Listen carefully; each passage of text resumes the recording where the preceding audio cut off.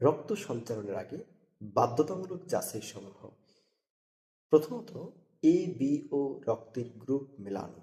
রোগী ও দাতার রক্তের এবিও গ্রুপ অবশ্যই কম্প্যাটিবল হতে হবে। ধরুন, ও পজিটিভ এর একজন রোগীর শরীরে রক্ত দরকার, তাহলে ও পজিটিভ এর রোগীর রক্ত প্রয়োজন হবে ও পজিটিভ অর ও নেগেটিভ, যা রোগীর জন্য একেবারে নিরাপদ হবে। কিন্তু তাকে যদি বি পজিটিভ দেওয়া হয়, এই রক্তটা তার জন্য একেবারে নিষিদ্ধ, কেননা ভুল এবিও মিল তাৎক্ষণিক তাৎক্ষণিক হিমোলাইটিক প্রতিক্রিয়া, যা প্রাণঘাতী হতে পারে। সুতরাং এবিও রক্তের গ্রুপ মেলানো একেবারেই বাধ্যতামূলক। দ্বিতীয়ত, আরএস ফ্যাক্টর মেলানো। রক্তের আরএস পজিটিভ ও আরএস নেগেটিভ ফ্যাক্টর মেলানো বাধ্যতামূলক। আরএস নেগেটিভ রোগীর আরএস পজিটিভ রক্ত দেওয়া অত্যন্ত ঝুঁকিপূর্ণ। আরএস পজিটিভ রোগী প্রয়োজন অনুসারে আরএস পজিটিভ বা আরএস নেগেটিভ নিতে পারে, তবে গর্ভধারণযোগ্য নারীদের ক্ষেত্রে এটি অত্যন্ত গুরুত্বপূর্ণ। 3 নম্বরে যেটি জানা জরুরি সেটি হচ্ছে মেজর ক্রস ম্যাচ।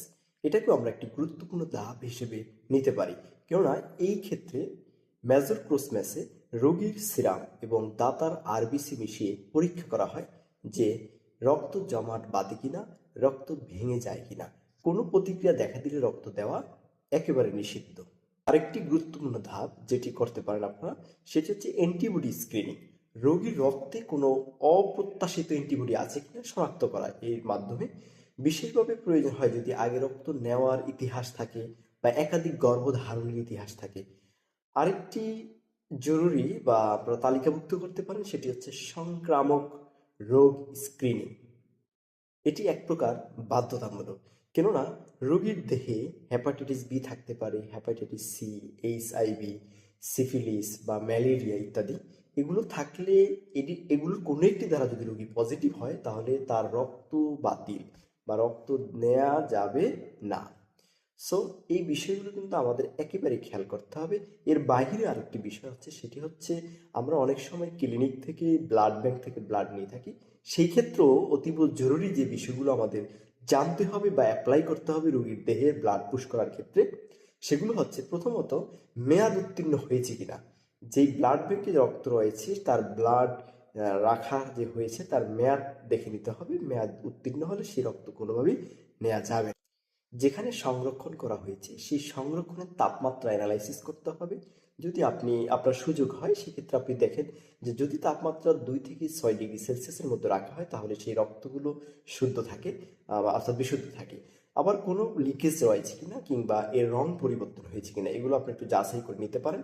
কারণ সামান্য আপনার যেই সময় যাবে এগুলো করতে, সেই সময় যদি আপনি ইনভেস্ট করেন, তাহলে আপনার জন্য একজন রোগী বেঁচে যাবে বা আপনার শুভাকাঙ্ক্ষী বেঁচে যাবে, আপনার পরিবার বেঁচে যাবে।